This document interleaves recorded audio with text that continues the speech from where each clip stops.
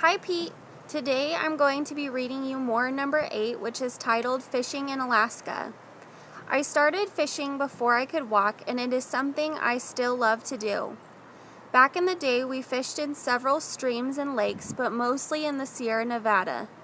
The Sierra Nevada is a mountain range that runs about 400 miles north to south and about 70 miles from east to west. In the water near the Sierra Nevada, we used to fish for mostly bass and trout. In order to catch a fish, you need a lot of patience. My children and I used to go fishing together almost every weekend. About 40 years ago, my son and I went fishing. That day, he asked me where one destination was that I would like to go. I told him Alaska because for some reason it was on my mind. For my 70th birthday, my son paid for a trip for us to go to Alaska. We have the reservations already, and we are going in June. We are going in the summer because that is when the weather is good and the seas aren't so rough.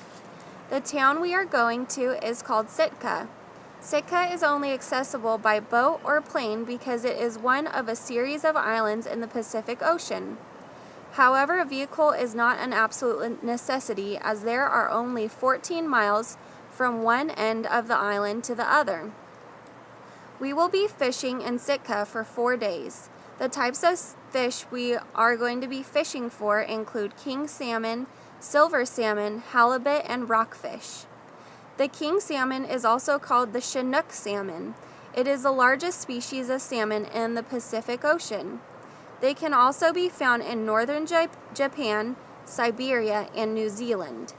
The largest king salmon ever caught was 126 pounds. It was caught in 1949. The Chinook salmon is spiritually and culturally prized among certain Native American tribes.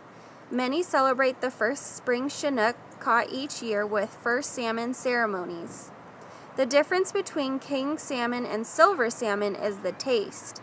King salmon have a richer taste. The silver salmon has less fatty oils, and because of this, it has a slightly lighter taste.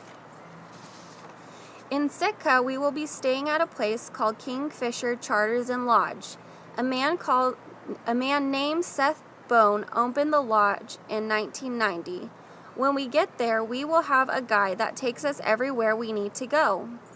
When fishing, we will have a Coast Guard licensed captain as our guide. In addition to fishing, we will also be able to see the surroundings of Sitka if we want to. The rainforest in and around Sitka is home to approximately 30 species of marine and land animals. Some of these animals include sea lions, whales, seals, and even the Sitka brown bear. When I go fishing, I mostly just catch and release. Catch and release is a practice within recreational fishing that is used to help conservation of the fish. After capture, the fish are taken off the hook and returned to the water. Catch and release is practiced all over the world. When we go fishing in Alaska, whatever we catch is taken, cleaned, and packaged for us to take home. The fishing tour guides do all the work for us. This is something that I look forward to. I hope to catch a big one this summer. So the target words for this week's MOR are children, children, children, children, where, where, where, weather, weather, weather, weather, Sitka, Sitka, Sitka, named, named, named, named,